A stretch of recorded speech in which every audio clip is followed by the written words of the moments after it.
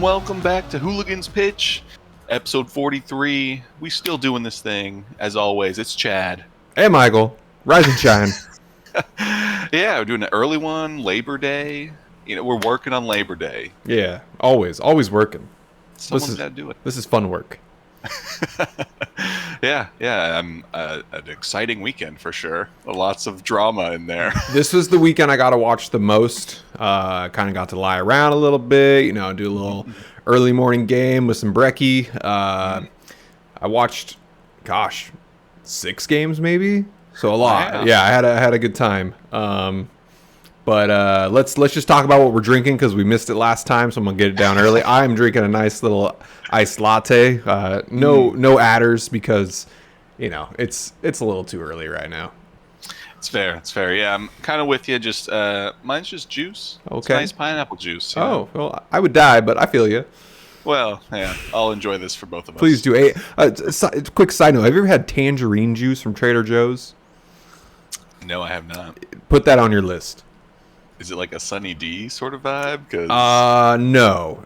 It's much better than that.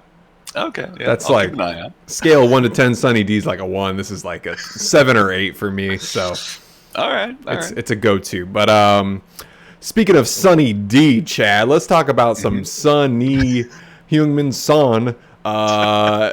He's alive. He's well. He realized the season has started, yes.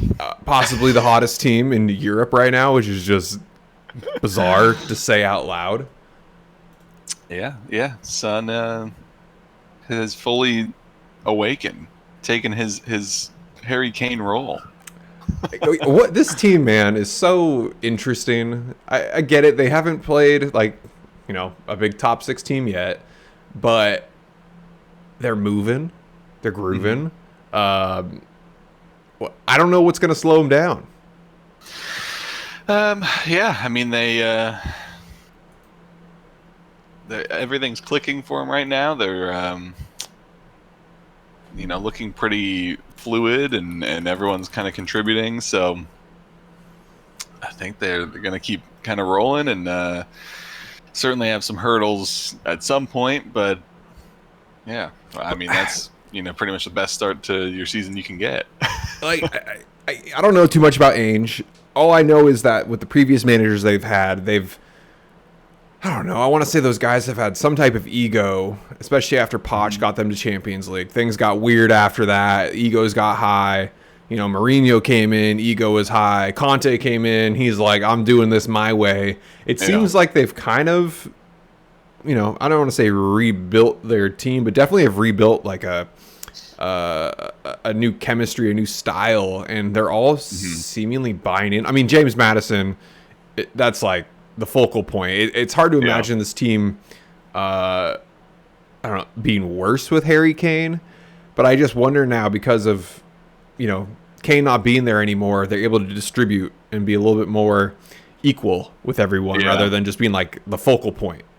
Yeah, and I mean, Harry Kane so often found himself like having to drop back, right? Yep. Things wouldn't go well, and then he would just kind of take it on his shoulders to drop back and kind of get these plays going, which is a great quality to have in your striker. But typically you want them to just kind of sit up top and collect all the balls you feed them. But it would have been interesting to see James Maddison and Harry Kane together, but I think I'm glad I don't get to see that, because that might have been scary. I think Harry Kane is going to eat up Germany. I think he's going to be so good with Bayern.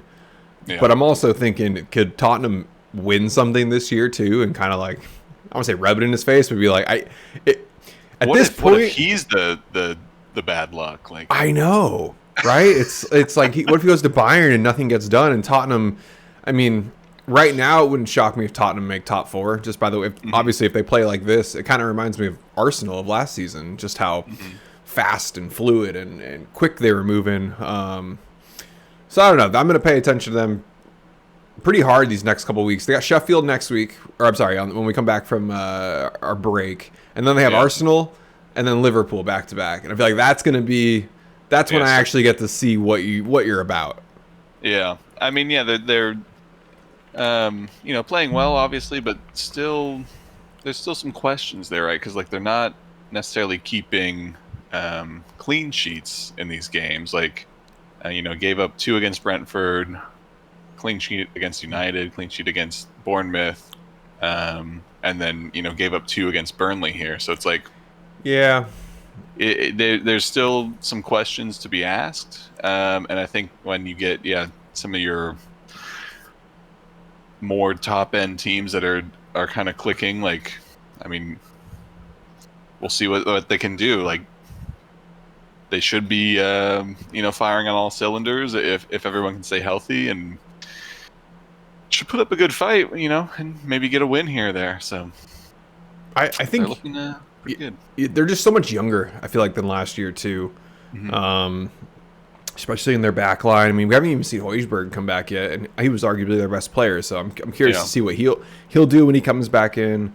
It almost makes me think like Lloris might have been a problem for their back line too. Like, is he even on a team right now? Like that's where. Yeah, I'm not sure, but that's where we're at with their keeping. I mean, yeah, I think Lloris probably slowed them down a bit back there, just because he was not really your modern keeper that wants to play quick and play out of the back and stuff. So, he was a good keeper there for so long, and you don't really want to just kick him to the curb like United did with De Gea. But he confirmed he is still there. He's just not playing. Oh, really? So, yeah. So, yeah, I don't know. I won't really be watching them, but in my peripheral, I always kind of know what they're looking like. keep an eye on it. Yeah. All right, let's talk about our teams, because that's where the fun stuff happened. I'll start, since I don't think mine was as exciting, but still a quality match. First clean sheet of the year. This is the first weekend both of our teams have won, so we're there. Oh, wow. Okay, nice. Good for us. Pat each other on the back.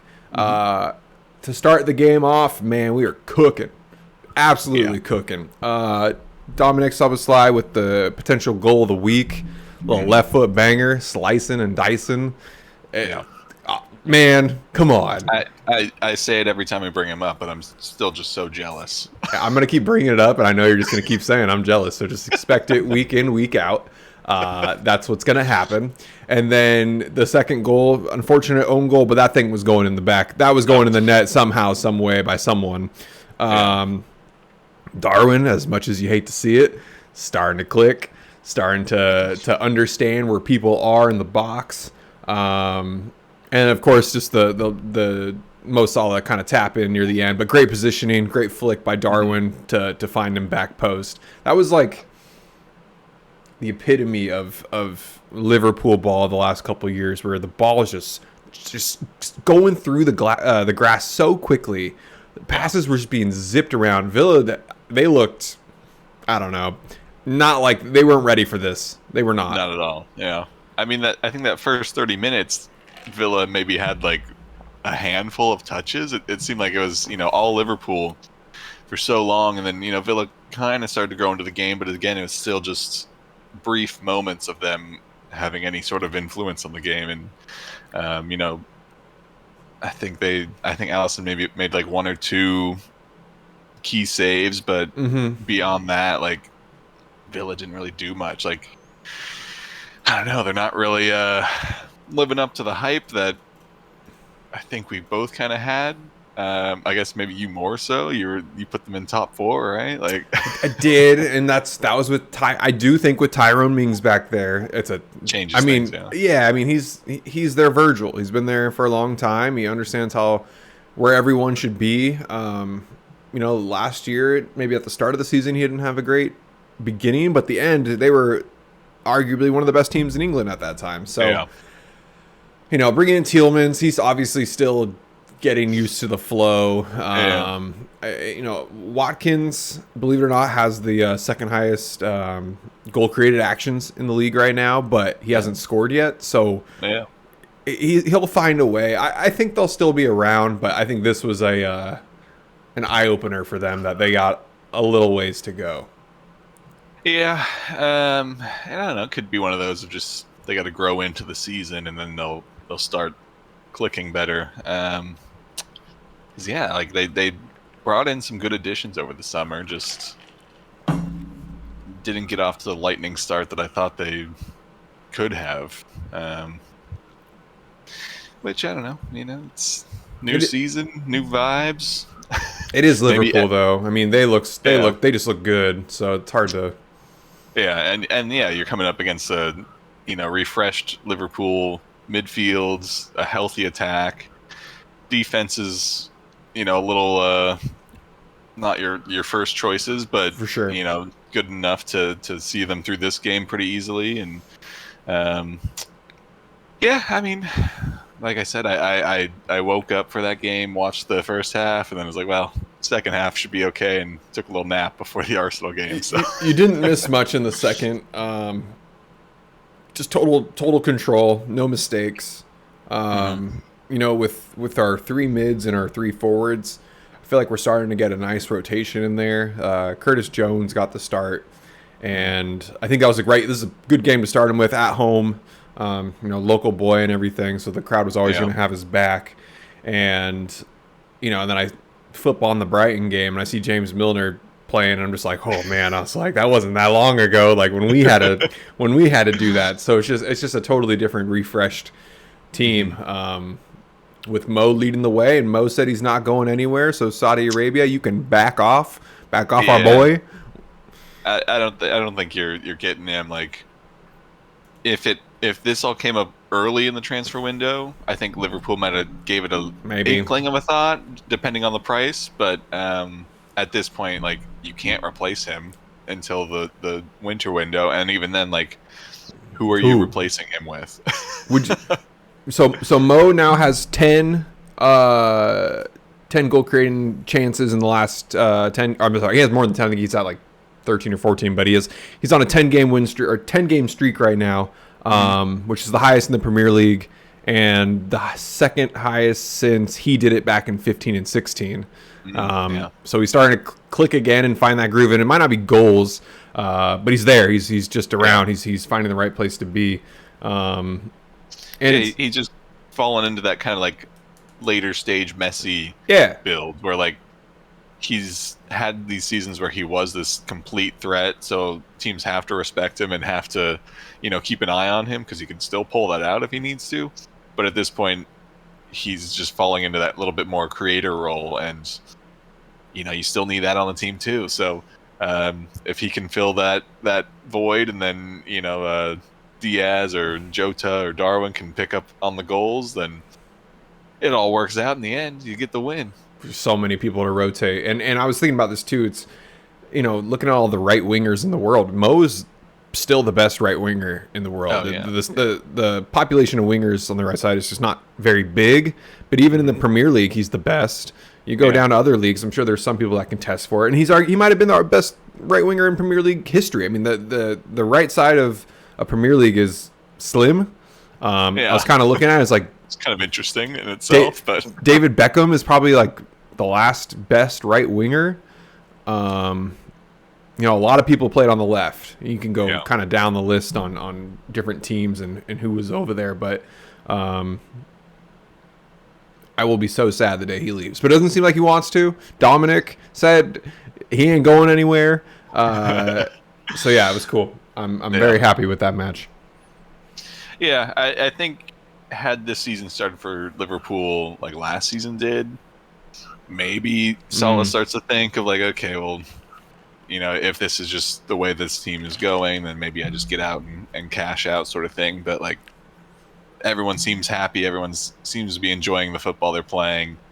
And, you got some fresh blood in there too. So you get to play that kind of leader, mentor role a little bit more now too. And yeah, I think he's there for throughout this whole season, certainly, and probably beyond that.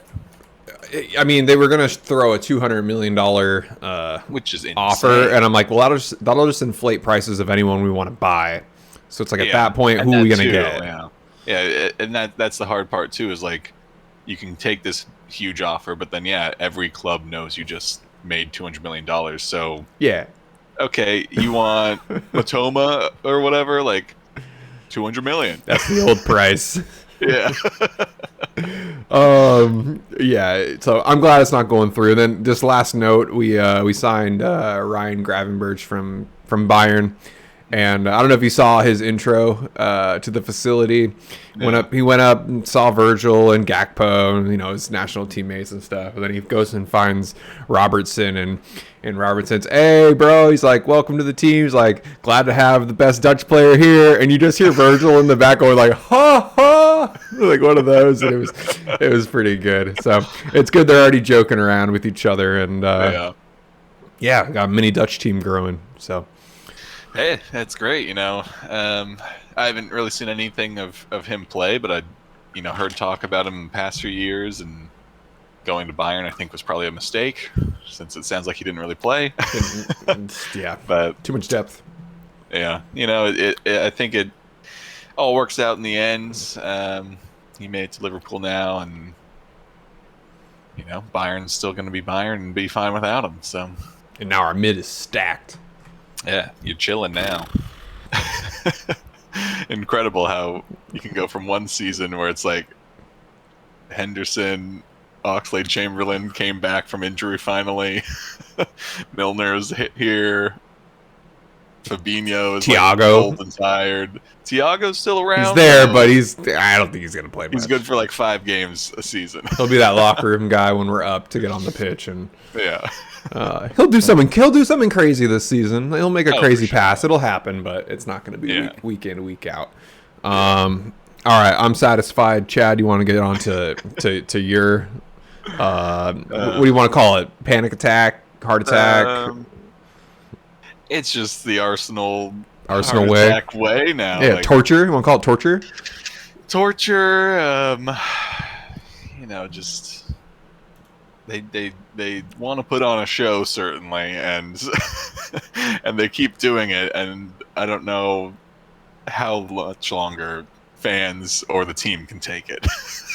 Yeah, this was as a neutral. Obviously, I was biased towards one side, but great match, super fun. Mm-hmm. I do think Arsenal was the better team. I do think Arsenal got screwed on a PK, and Kai not having his best performance, and I'm sure he'll get better with time. It seems like Mikel is going to be patient with him. That miss was brutal. I thought we saw a miss of the week in Jackson, but that might be. I mean, at least Jackson hit the ball. Yeah, all right. You said it. Not me. I mean, yeah, like I appreciate the patience with Kai Havertz in this role. Clearly Arteta sees enough in him in training and in all their discussions to see that he could be the fit that he wants. Mm-hmm. But I think at a certain point you got to start asking the question of like, is that still worth him getting the starting position? Like, you still have, Fabio Vieira has been coming in, Emile Smith-Rowe's still there. These guys can occupy that same role. Granted, they're not maybe as technical as I think Kai Havertz is. I think he does have a lot of good technique, but it's just not clicking right now. I think it's a confidence issue. It seems like very much just new team, new system, not a lightning fast start for him, and made some mistakes here and there. So I don't know. I mean, maybe after this international break, like, it'll be a nice time for him to just kind of like gather his thoughts over the first few games and come in a little bit rejuvenated, or at least like refocused, and he'll look better. But at the same time, like, Fabio Vieira now has come in 2 games in a row and is like actually really contributed to the team. He looks really good. So how do you have that and like you still have Kai starting over him? I think that's probably a question Arteta's got to answer soon, of like, how long do you give him and just ignore like the contributions that your sub has been making to like fill this spot. But I don't know. I'm not trying to like get on Kai or anything. He's clearly part of the plan. It's taking more time, I think, than anyone wanted, but Yeah. yeah, I think Arteta's just got to be a little bit more flexible with it, and I understand these first few games should have been the ones where he could really get up and get going. Like we didn't play anyone like too big, and too scary, but clearly it hasn't really kicked off that way. So yeah, we'll see after the international break if he continues with that or switches it up. But I will say I was happy to see Gabriel in the back line again.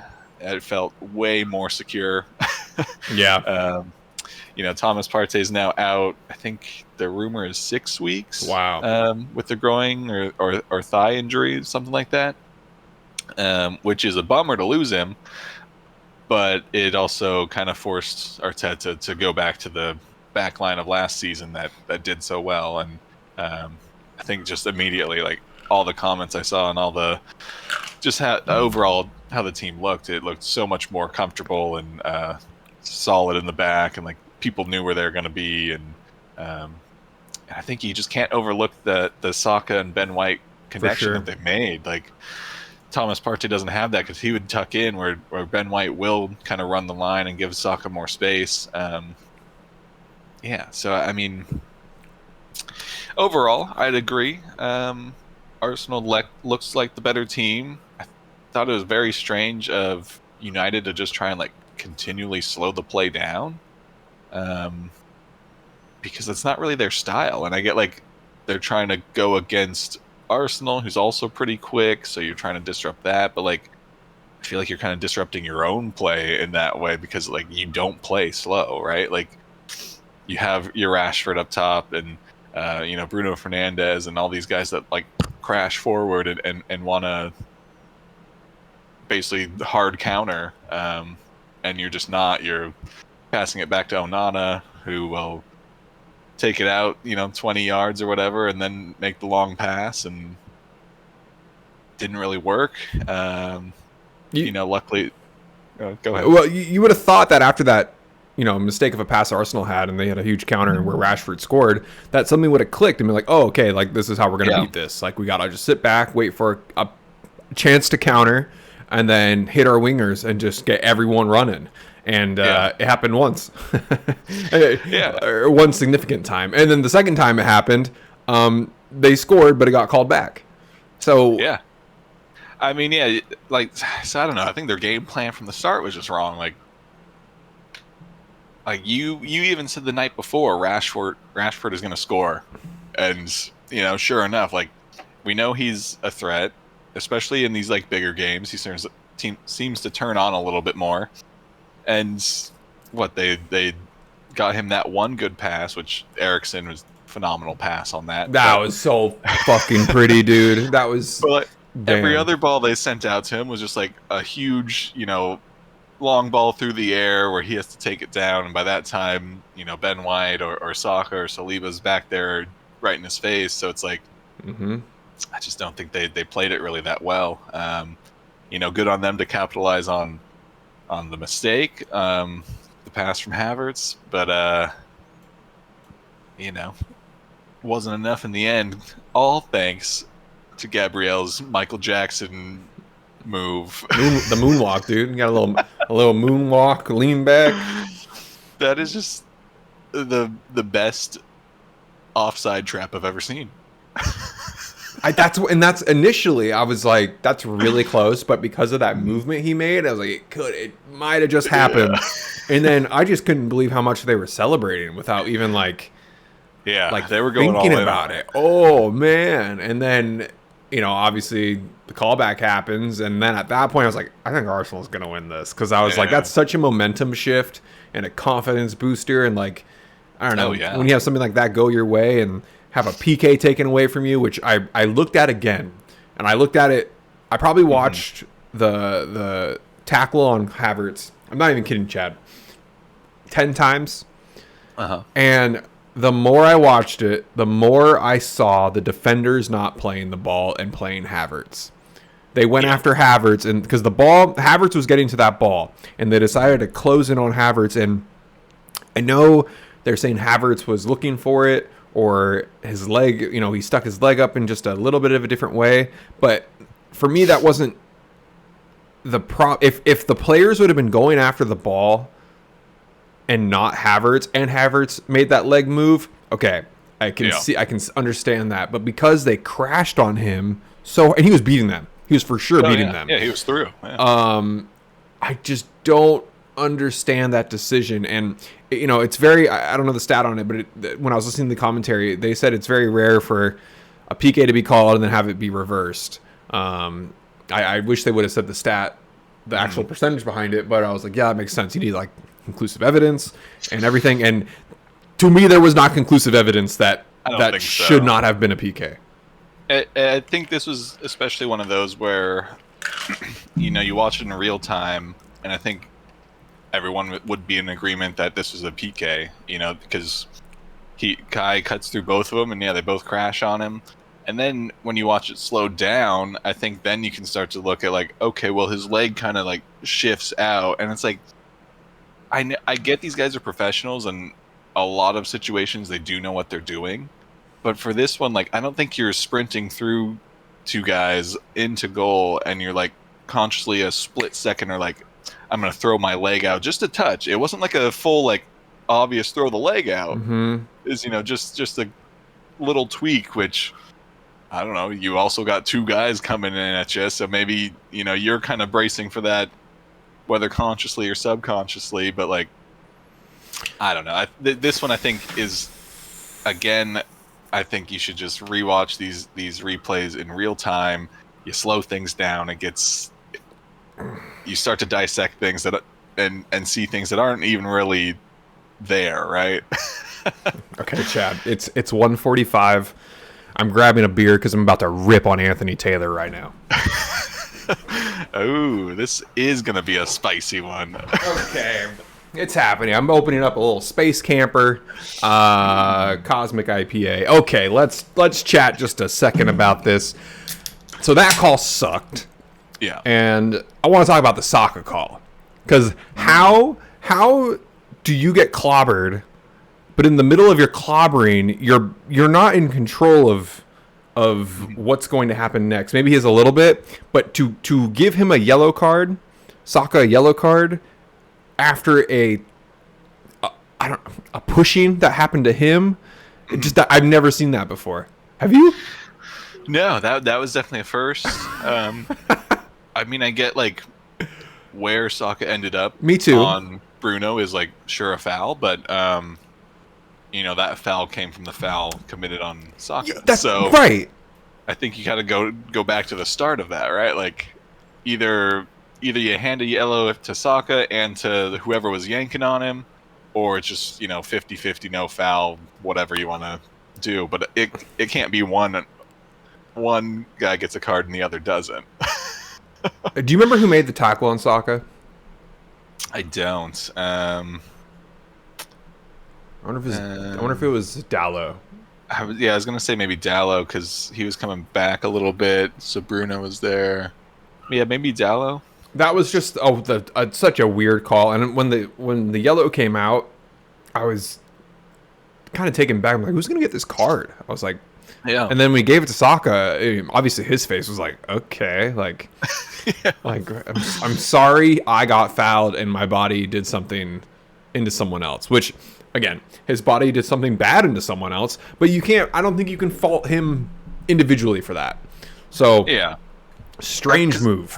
Because I mean, he's getting pushed, pulled, whatever, but also still trying to stay up to keep possession of the ball.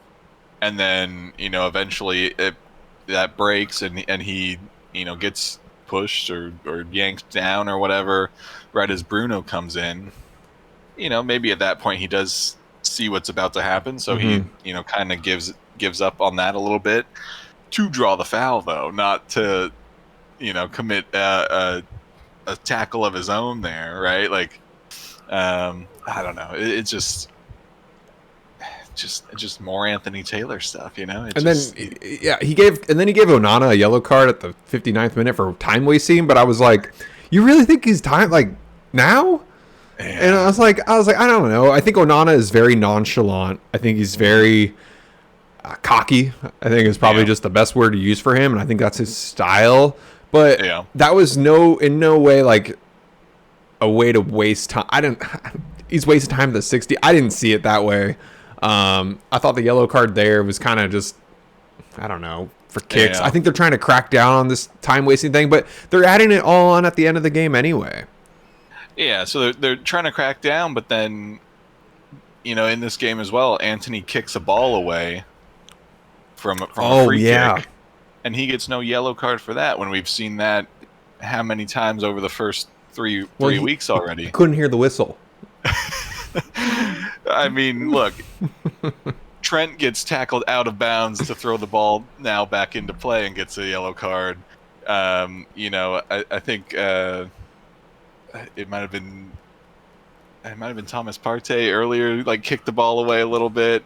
He got the yellow card. Like Anthony, he kicks the ball, I think, kind of right when the whistle's going, but he's kicking that ball to no one and nowhere. Yeah, like out of bounds, right? It was way out. He kicked it like towards the corner flag, so it's like no one was making a run there because that's his position. He knew this foul was going to be called, or if he didn't, then he's just giving the ball away. I don't know, with how strict they've been about time wasting and like kicking the ball away or even asking for a yellow card sort of thing. Like, I don't know how you don't give him a yellow for that. That's in line with everything you've been doing for the first 3 match days. Yep. Yeah, but anyway, let's get to the best wind-up for a goal you've ever seen. Ooh, dude. Okay, well, when you have 2 80-year-old defenders on your team, they are going to be a little slow to close out. However, I didn't know they'd be that slow. Or just not even try. The fans cheering for Harry Maguire coming on is like so disrespectful. Johnny Evans being the last piece of Sir Alex Ferguson from the 2015 Man United team. What year is it?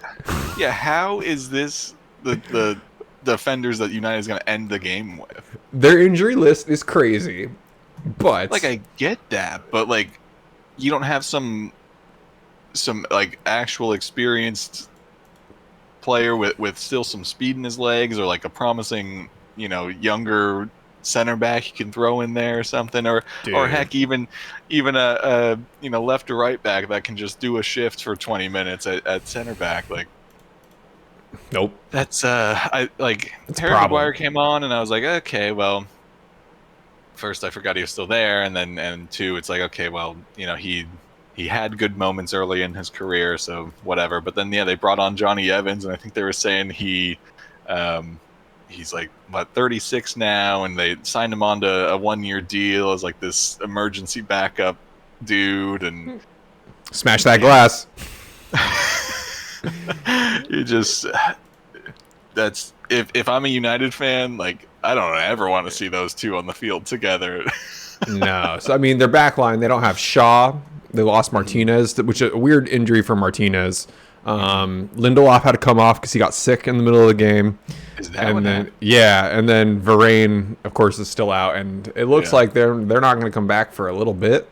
So we have a possibility of seeing Maguire and Evans starting next game for Man United as they take on Brighton. So, oof. And then after Brighton, they got Bayern Munich. Oh no! I can't wait. That's not looking good. Well, yeah, corner kick comes in. I don't know if that was part of the plan, but initially I thought it was like overhit. Mm-hmm. Declan Rice brings it down, not super controlled. Like, again, if any defender makes a run at this ball, I think they get it. And then it's just the best, most like picturesque wind up for a goal you've ever seen. Great debut goal for him. Like the full, body turn, leg extended, swinging around. It was like slow motion. It did look like slow motion, and it was like he didn't even have to kick it in any. He just had to aim it at the goal, and because of the power going behind it and how close he was, it was gonna ricochet and do some wild things. Super cool, awesome celebration. Did you see the camera angle of him just like cowering while the storm of people were on him? Oh, I was like, don't hurt him. Don't hurt Declan. Yeah, oh my gosh, yeah. I've seen like so many videos of people in the stands there. It's just like total and utter chaos, and everyone's jumping and screaming. Yep. And, good times, but again, just like why we got to save it to the last minute of these games. Torture, man. We gotta get some torture in. Yeah. For real. I will say this though, that wasn't my favorite part of the game, and my favorite part, it's gonna sound wild, was after Rashford scored. How loud the fans got. That to me just shows how much you guys trust the team, and to kind of never give up attitude. Because that place, go watch the Rashford goal and listen to how loud everyone is, and then a minute later they score. Not surprised by that at all. I thought that was super cool. Odegaard with the great finish, man. His left foot is money. Real Madrid is kicking themselves. Can you imagine a midfield of Bellingham and Odegaard? Well, could have happened. And so awesome. And then just to cap it, Jesus with the run. That's in my goal of the week too, just because of how slick, and he sent Dallo flying. I mean, that dude slid like 10 to 15 feet. That was his first goal against United ever. Wow. Yeah. And I mean, yes, he's still coming back from injury, so great to get out there and get a goal. I think he should probably be back, starting once we get back from the break. So nice to go into the break with a little cameo and a goal against United, and it's a fun game to watch, those ones. Just wish the winner would have been decided a touch earlier, so I don't have to be biting fingernails the whole game. But and Reece Nelson coming on, he's like a little Energizer bunny, man. He is just flying around, and it's not like the most prettiest player to watch, but bringing him on in the 90 to go get scrappy balls and press the defenders, I thought that was really cool to see. So I was kind of thinking it's probably part he does have that energy and will fight for the balls and try and join the attack and stuff, but I think also Arteta's you've done this before, scoring a last second goal, get out there, do it again. He had an opportunity. I'm pretty sure he had at least a chance to shoot or did shoot. And I mean, from the 90 on, that was an exciting 8 minutes. So bravo. That was probably up there for game of the season. I think up there were probably Liverpool's and Castle. Lucky us. It could be worse, Chad. We could be Chelsea. It could be so much worse. All right, Matty T, first clean sheet in the Premier League. Awesome to see. We talk about Chelsea buying all these players, and it's going to take time for them to gel. Blah, blah, blah, blah, blah. Forest did the same thing, and then they just clean sheeted them with arguably worse talent, less talent. But Chelsea does not have the grit that Forest had. It seems like Forest really wanted to get out there. I caught this game after the 60th, and they just buckled down when the time came. Chelsea tried to light them up in the 90, but it's just too late by then. Especially when you're down. When you're even, it's different. Like Arsenal, they I don't want to say they had nothing to lose, but they knew a win was there. With Chelsea, it was desperation. It's just. I mean, this team's weird.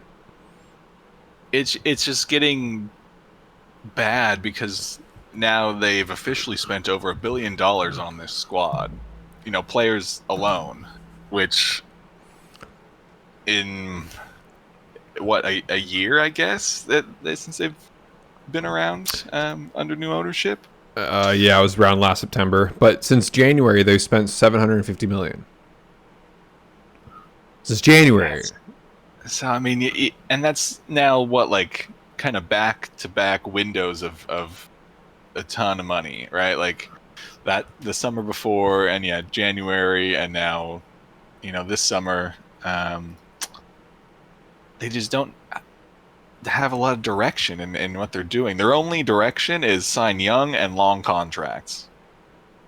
They put no thought into, how players will play together, or like where the weaknesses are in their team, how to score goals. I mean, Enzo's almost having to play like left winger for them right now.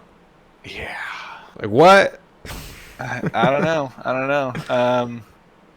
I mean, look, he spent all that money on Caicedo. He's now been at fault for like 2 goals. 2, yeah. Which, things happen, but like, you can't spend 115 million or whatever it was on him, and like now he's the problem. And I get there's a lot of problems, but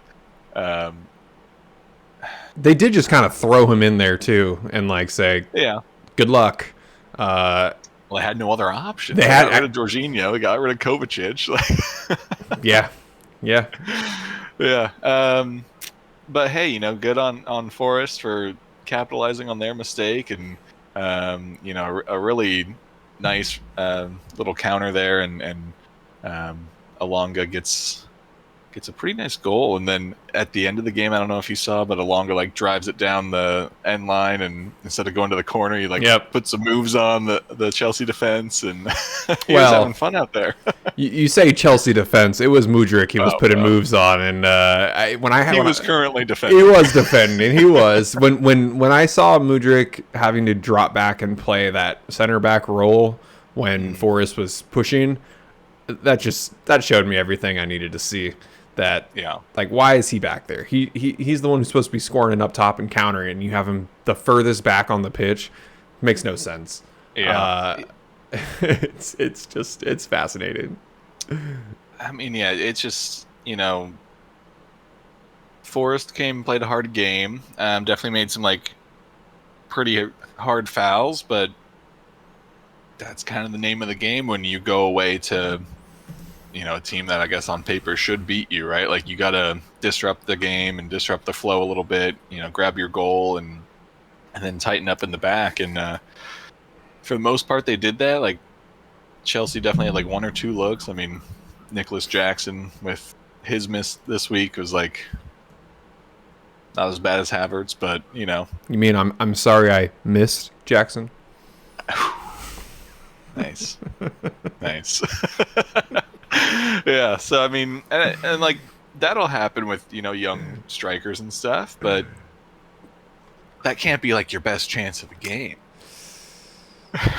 Well, Chad, when you've only beaten Leeds, Luton, Leicester, and Bournemouth in the calendar year,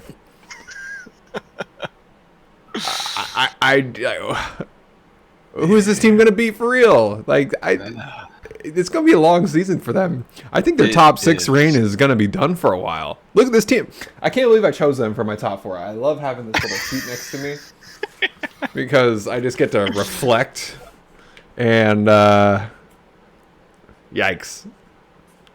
It was a different time. You felt differently. You're right. I thought I held them to higher standards. Obviously, they don't hold themselves to higher standards, so yeah, let them crash.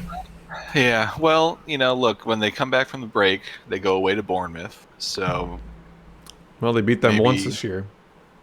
Yeah, maybe. But Tyler Adams is coming back, so I'd like to see what he can do with them. Yeah, for sure.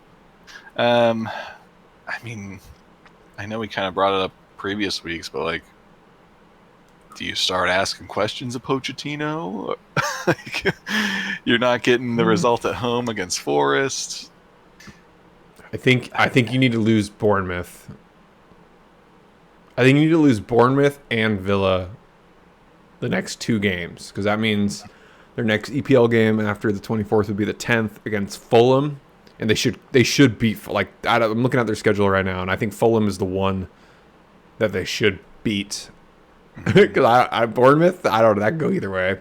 Villa, I put money on Villa.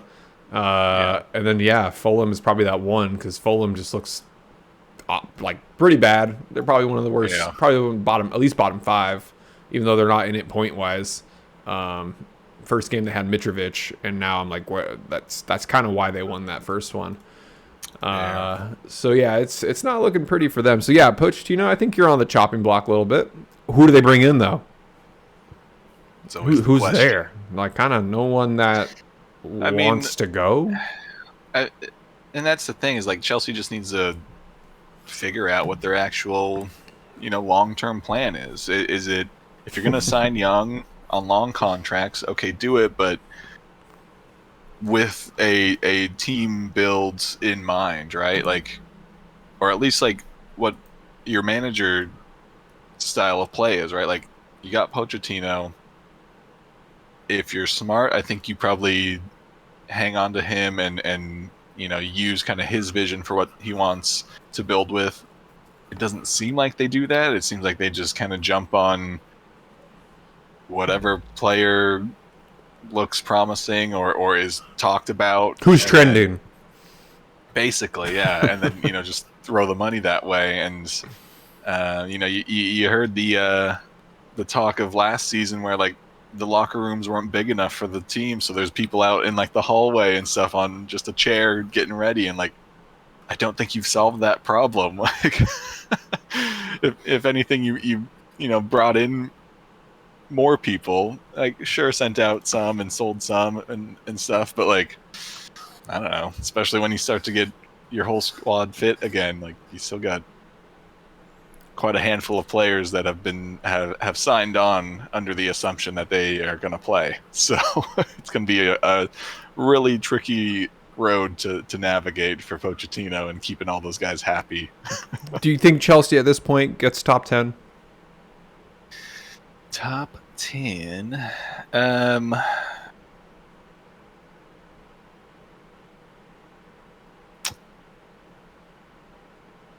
I'll say yes, only because some of those other teams that are like currently up there, I don't know if they can hang on. Well, I think Man U would maybe replace Crystal. Yeah. Yeah, I don't know. Brentford's kind of the big question mark for me of just like when Tony comes back, is he staying at Brentford? Or are they losing him? It's kind of like I said the other time, just they need to just kind of stabilize and survive till January, and then they can figure that out, which they're doing that. Yeah. Forest, I don't see staying top 10. I mean, I guess on paper, Newcastle should make it up into top 10. I think Chelsea's going to have another season like last, where it's like either right there at top 10 or like right outside. Yeah, I mean, the biggest difference in the table right now is kind of West Ham being where they are, considering I think they finished last year and got 13th, 14th. Yeah. They were down at relegation for the longest time. And it's totally right. And then Liverpool just having an off year. I think the teams who were kind of shitty to start last season and even finished kind of lower than what they should have been are now going to be around this time, which is like, did Newcastle just have a kind of a fluky year where they got in because other teams were bad? Like maybe. But I don't know. Newcastle made good signings, I thought, this summer, and now. They had a lot of draws to start their year, which I think gave them a lot of points other teams didn't get. And now those draws are turning into losses. Yeah. Like a lot of losses. And they got to go against Brentford, AC Milan, and then Sheffield this month. And they also have a cup game against City. So they have a tough next 4 games are going to be tough for them. I mean, if Brentford hasn't lost, so let's just chalk that up as a draw. AC Milan is going to show them what Champions League is all about.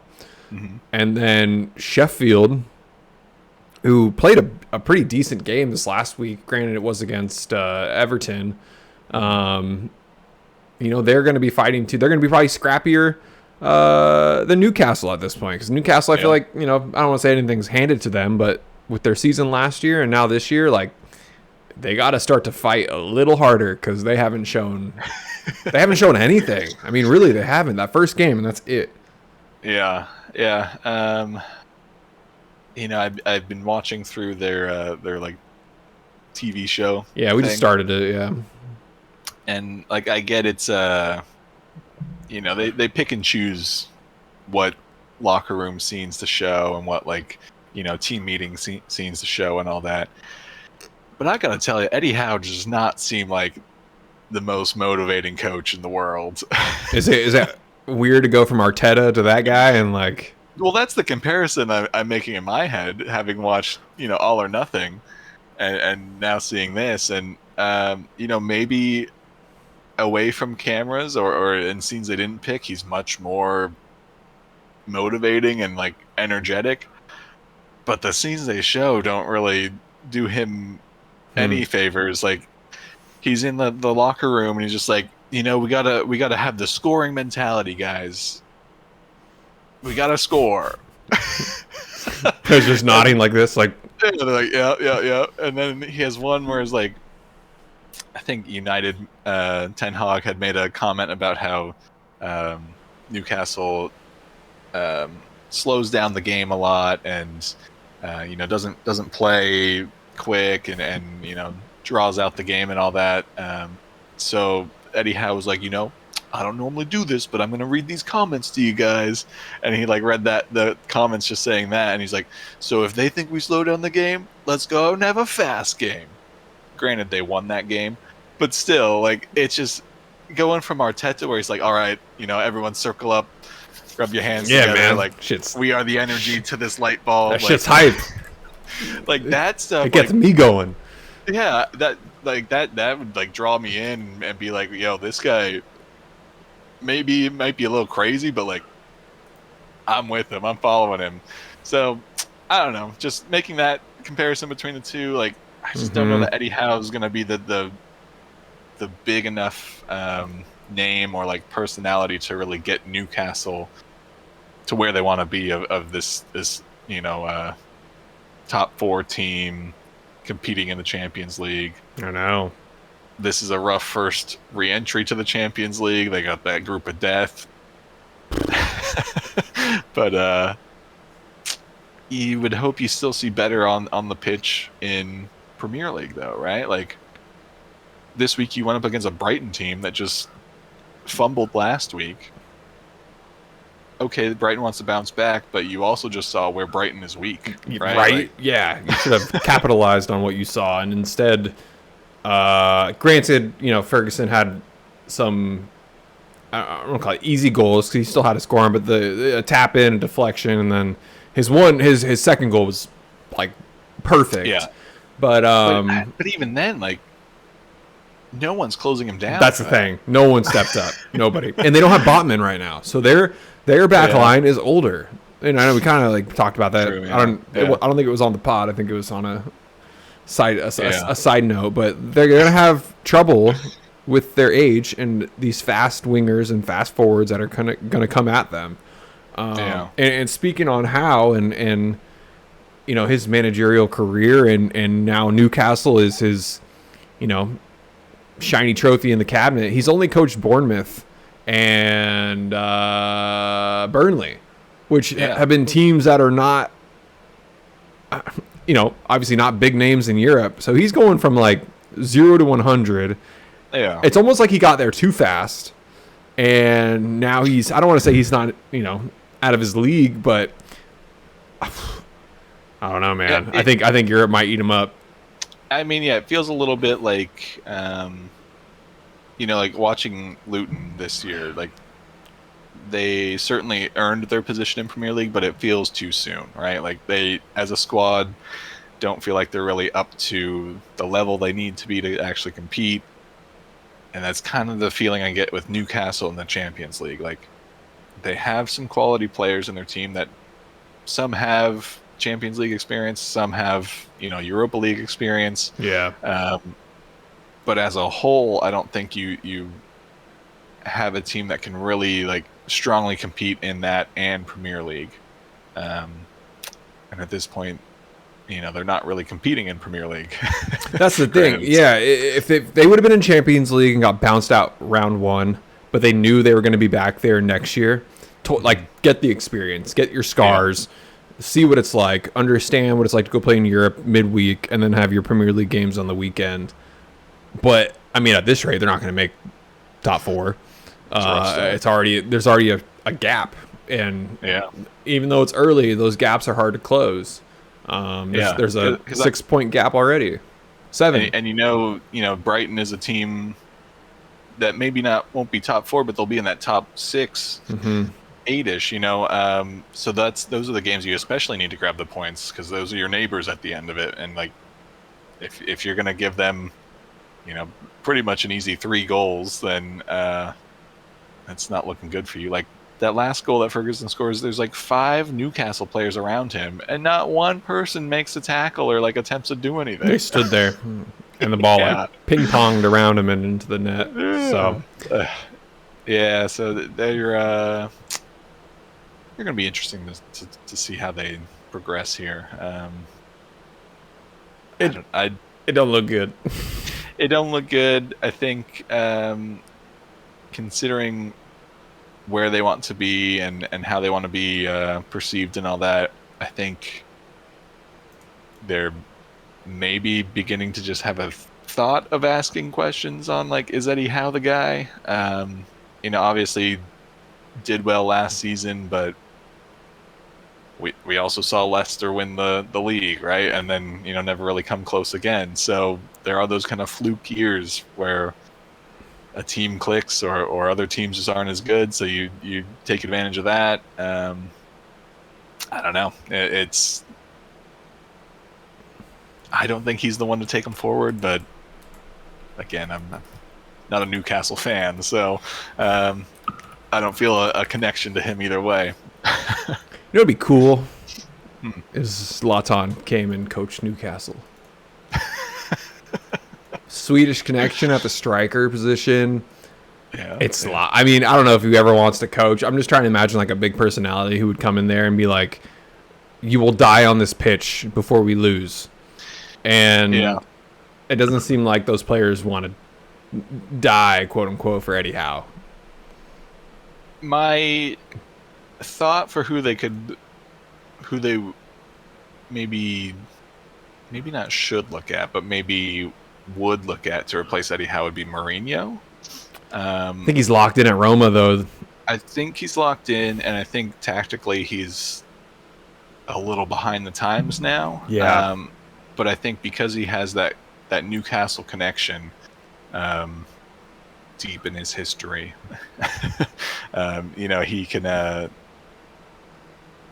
he could be the manager to come in and kind of like rally everyone together. But I think he's pretty much he's good with Roma, right? Like, he's kind of living his life. I think he's enjoying it. Roma seems to love him back, and they're doing pretty decent. They made a Europe final last season. I think Castle could work for him though in terms of like how they play, especially with their older back line. Like, that's just the way Serie A plays. So I guess that kind of makes sense there. But I do agree with you. I don't think that would take them up a notch. I just think he would be maybe just a better locker room presence. But again, I got to go through this all or nothing to kind of see what Howe is saying. But Howe and Pochettino are definitely on the chopping block for me. As far as the other bottom 5 teams, I'm not going to rip on them yet. No, too early. The only one I would say is Sean Dyche at Everton. Like, yeah, but that's kind of your bread and butter of being a team down there, but knowing how to survive, and you're not really getting anything. I think you want Dyche if you are worried about surviving. I mean, Everton didn't do much this summer. They, I don't want to say they got worse, but like they didn't get better. They didn't sign anyone it's just I'm going through their lineup right now. There's no one in here that I would be like, I think I want him on my squad. Yeah. But like the other teams down there, and I mean, it's the 3 newly promoted teams, so like No surprise. it was always going to be a struggle to stabilize here. But it's early enough, and there seems to be some cracks in some other teams that, like, I think 1 or 2 could probably survive. Maybe. Maybe. All right, let's talk about Haaland really quick because the hat trick was due. Game 4 Haaland is always a thing. Yeah. He will not be player of the week because we made a what do you call it? Scouts honor, Scouts truth that he needs to score 4 goals before we ever allow this to happen, and it hasn't happened yet. So we can still give it to someone else. Yeah. However, he looked pretty dominant this game. It was Fulham. I'm not shocked. Hell, they let them score, which shame on you, City. Yeah. But that went almost exactly how I thought it would go.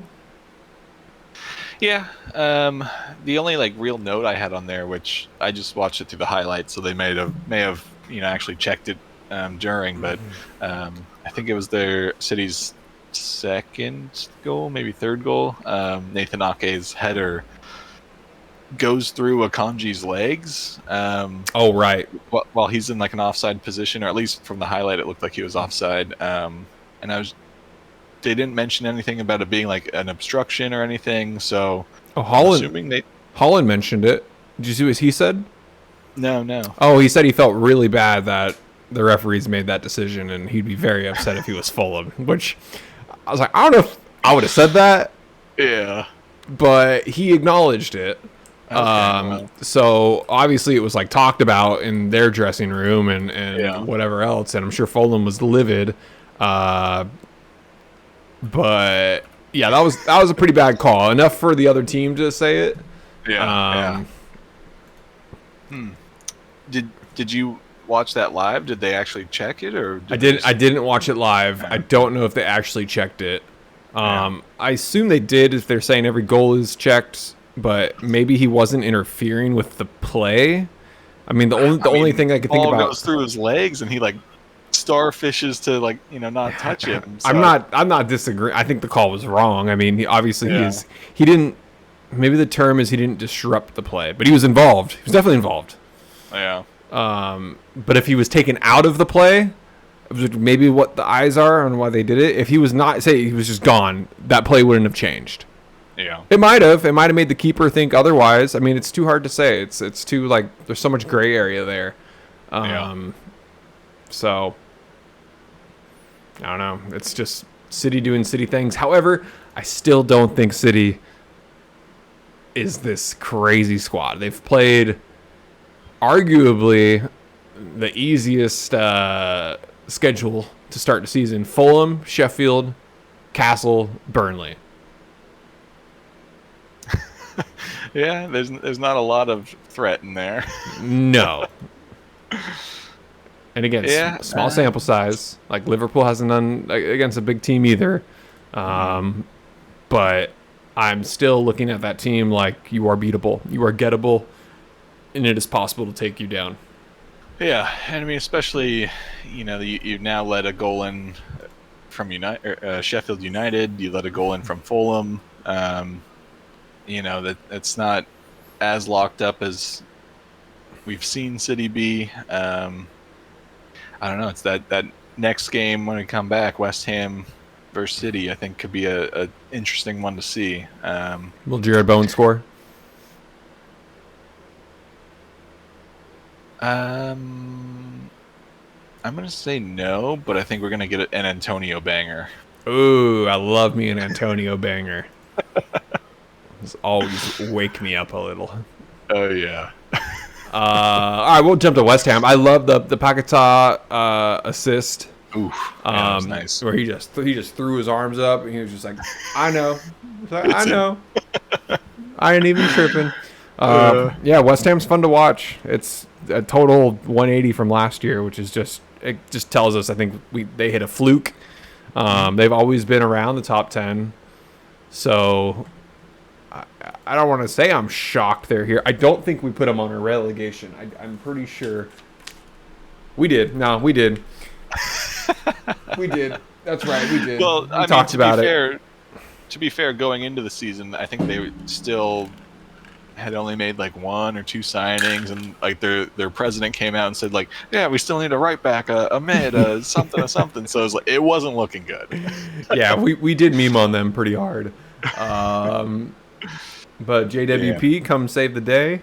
It seems like. almost ruins the day though Oh, did I miss something? How did he ruin it? with his handball that. Oh, Was yeah. That was pretty this awful. game. That probably would have been.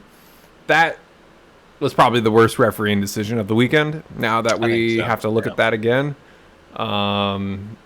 Okay, West Ham got a little lucky there. They did. Yeah, I mean, yeah, James Ward-Prowse, set piece delivery, free kicks, dead ball delivery, S tier. You're like, Yeah. he can put it on his dime to Zuma every time. You know, but that last corner kick that Luton had, It's not like our certainly James. certainly looked like a handball to me. It was a fingertip to shoulder handball. That was god awful. Yeah. I mean, I watched it a few more times, and I think the argument is going to be that he's making the jumping motion, which is why his arm is up, and then it looks like he kind of realizes the ball is now like coming at him, so he tries to like pull his arm down, but it's just too slow. I think that's the argument they're going for. He fucked up. It happens. Yeah. Why can't they just say like, yeah, you fuck? It's like, it's almost like because it was James Ward-Prowse, and it's like, well, he's not the type of guy who fucks up like that. Like, maybe we shouldn't give it to him. I don't know. I can't explain it. I feel like you put any other player who's had a handball history, he probably gets called. Probably, yeah. But I don't call him Mr. Perfect, but he's pretty close to perfect. Well, what they heard his nickname was Executioner, and they were like, I don't want to go against that guy. Chop my head off. Yeah. All right. That's cool. West Ham. Got my eyes on you. Yeah. City next on the 16th. Oh, for sure. I'm watching that. What It's gonna time? be a good one. Do we have a time yet? It's 7 a.m. for me. Sweet. We'll be watching. All right. Last one-ish. Crystal Palace and Wolves. Eze on the score sheet. Great goal by him. It was about time he was going to score. He was cooking. He's been cooking. He probably earned a PK that he didn't get a couple weeks ago too. Back and forth game though.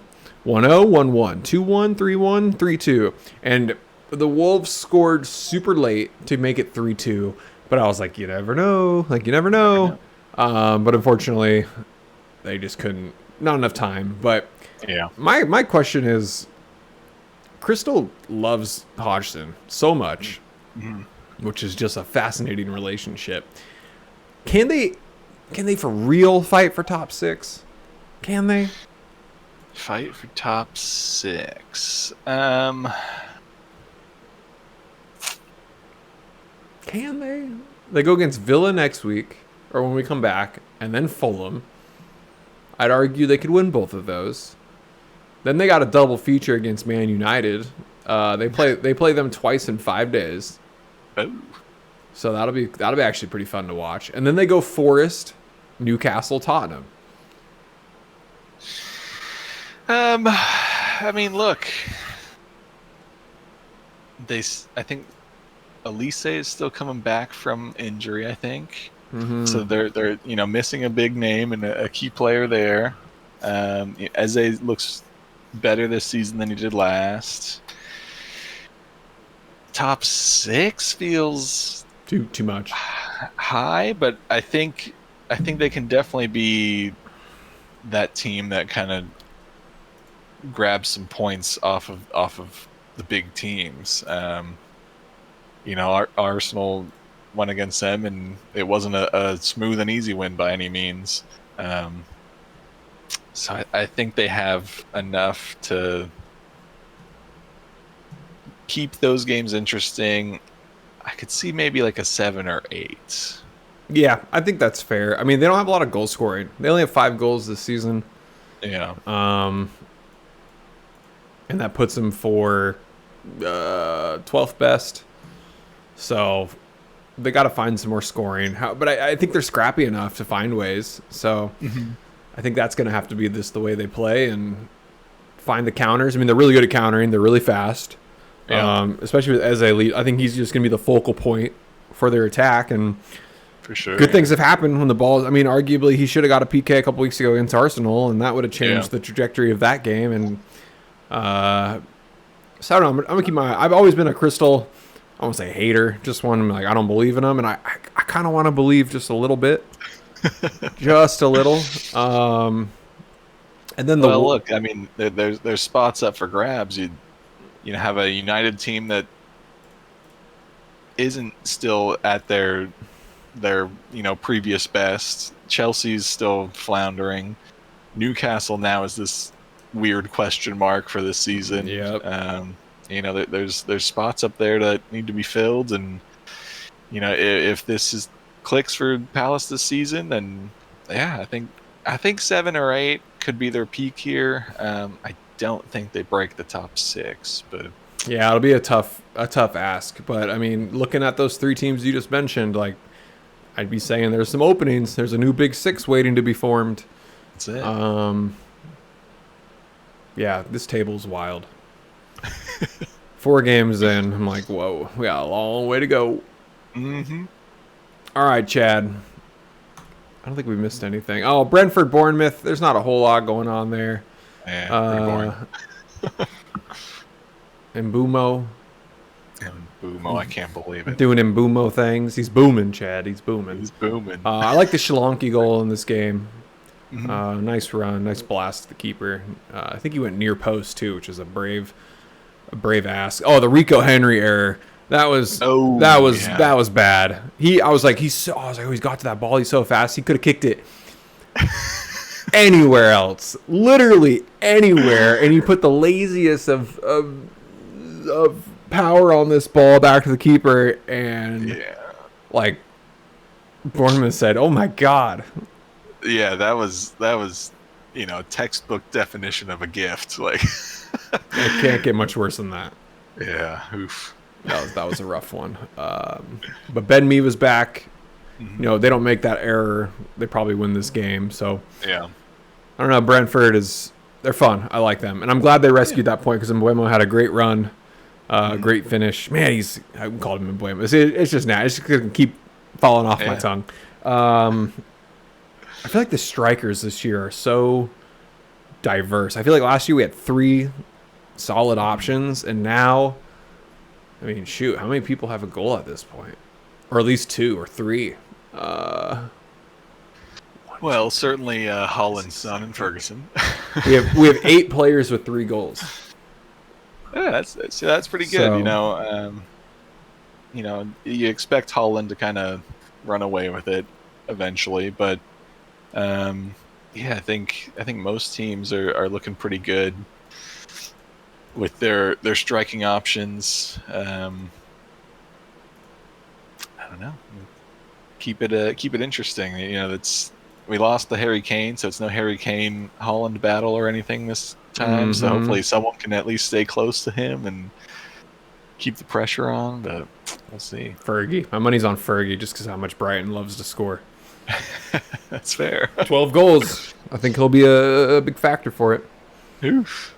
All right, should we do goal, player, team? Yeah. My goal list is a lot. A lot, okay. It's 5. Okay, I got 4. Okay, I don't feel as bad anymore. And I guess I probably should have 4, but the one I won't choose is Gabby Jesus. Just great run, great counter, great deke to send Dallo flying, and then just a solid finish. And then my cluster of 4, I got Rice, Szoboszlai, Eze, and Alenga. I think for me it's going to be between Rice and Dominic. Context, and the visual aspect of Szoboszlai's goal is just fucking pretty. And then Rice, of course, debut, game winner. It's hard to go against that one. Yeah. The only other one I throw in there is Christian Romero got that banger from top of the box. That was nice. I think between that goal and Slaboslai's goal, I'd take Dominic's goal there, because it's a banger, but it still feels like so controlled. It's insane. Like, it's very easy to just, swing through those things and blast it over the bar, but he comes in with, like, the sweetest amount of power and, like, still the control to, like, place it. Yep. Really liked his goal. Yeah, Rice's goal, mainly for the context, but I think I'm leaning Dominic on this one. Love that. Love that. Dominic. All right, let's go player. And I have, 3 guys with hat tricks. Haaland's out. Yeah. So for me, it's between Ferguson and Son. Mm-hmm. And I am leaning towards Son because I thought Ferguson's goals were, I don't want to say easy, but a lot easier than Son's. Easier. Yeah. And Son, he always comes through with a crazy hat trick, and I think Ferguson will have another shot at this. And I'm not saying Son won't either. I just think with Tottenham right now, Son is their captain. He's coming in. He's got to, be what he was 2 to 3 years ago, and this could be the booster. So that's my play. I'm gonna go with Son. Yeah. I mean, look, Ferguson is like 19. They just bounced back from a defeat. He'll definitely have more opportunities. He's 18. 18. Jeez. Yeah. It's tough. It is. How do you choose between 2 hat trick players? Yeah. Yeah, I think if you go, I guess, on the quality of the goals, you probably lean Son. But I mean, man, to be doing a Hattie at 18, fuck. Against Newcastle, this new top 4 team. I think we split it. I think it's got to be split. How do you not? Yeah. And with the smallest little mention of Haaland, because it's still a hat trick, but Yeah, asterisks it. he's got to do better. We need 4. We need 4. Yeah. All right, we'll split it. What do you got for teams? So for this week for teams, I picked the 2 that kept a clean sheet. So Liverpool and Forest. Oh. Forest, obviously a big away win. Chelsea is not the giant that they used to be, so like not as impressive as it could have been, but still big win. And then Liverpool just things are clicking, starting to kind of look like Liverpool of a few years ago, where it's fast, it's fluid. It's exciting to watch now, and I think especially coming off of last season, like this felt like a Liverpool game that like I wanted to watch again, right? Like it's exciting. Not like they brought the excitement back. So I'm cool with either one of those, unless you got a better option. I didn't even put Liverpool in there. Arsenal and Man U was my other one, just because that was kind of the big bout of the weekend. And Arsenal pulled through, but Forest over Chelsea was I think they deserve it. First clean sheet for Matty T, and Chelsea maybe on paper isn't what they were supposed to, but it's Chelsea. Like when you beat Chelsea, it's kind of like, it's a good feeling. It's different from beating a Burnley or a Fulham, fans of those teams, but I think Chelsea is that's a feel good moment right there. And Forest worked hard for it. So I'm not saying the other teams that won didn't work hard, but it's a little extra when it's when you're not that good on paper and you beat this team that spent $1 billion. That's kind of like a fuck you to them. Like, yeah, see, for sure, yeah. Money doesn't buy happiness. Yeah. All right, good job, Forrest. We'll take it. Okay. In other news, we have the champions coming in 2 weeks. We'll get that email fired out. I think we haven't set a price yet out loud. I'm just excited for Champions League. It's like just a slower World Cup, and maybe can savor it a little more. I already have ideas for what I'm going to do for my team. I will say I think Harry Kane is going to absolutely pop off in his group. So, yeah, and it'll be interesting. This is, a first Champions League with, no Messi. Neymar, like, generally doesn't do too much in these because he gets injured. No Ronaldo anymore. Harry Kane. I think Harry Kane and Haaland will probably be the two, like, big picks. And Mbappe. Oh, is he holding out? Is that actually a thing still? I don't know. Yeah, I was gonna say, I don't know. Is Mbappe playing or is he still?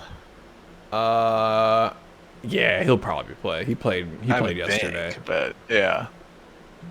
So we'll see. But what isn't PSG in that group of death? Like, yeah, Group F is not pretty. Yeah, it is not pretty. But again, they got 6 games. Mbappe could score a hattie in one of those and be the top player of the group. He has 5 goals in league right now in only 2 starts. 219 minutes, 5 goals. So let's quick math. That is a goal for every 43 minutes. So take that into consideration. So yeah, we'll look forward to Champions League. I don't know what I gotta look at all the teams though. I haven't even really truly looked at all the groups closely. But is there anything else we missed? Need to bring up? No, I think we did it all. Notable injuries. James Kartkowski got whacked in the face. Don't know if you saw that. He got taken out of the game, but I think that was because of a quick tactic. When he got hurt, the ref had to pull him out, or he had to step off. And at that point, Dyche was like, "Okay, I'm just gonna pull you from the game and like just sub you in really quick, so we're not down a man on this corner." Yeah, I think he's fine. They have him on the injury list, but pay attention to Tarkowski and what he's doing. The whole Man United defense is in shambles. Yikes. Trent Alexander-Arnold had a little issue with his hammy, had to come out a little early. I think that's it off the top of my head. So not too bad of an injury week. Just a little knock here and there, but with the international break, I hope those players who took some knocks go easy. Yeah. Especially Trent. I worry about him. But with that, I think we're good. Yeah, I like it. All right, Chad. Another one in the books. Episode 43. Hooligans. We are out. Peace.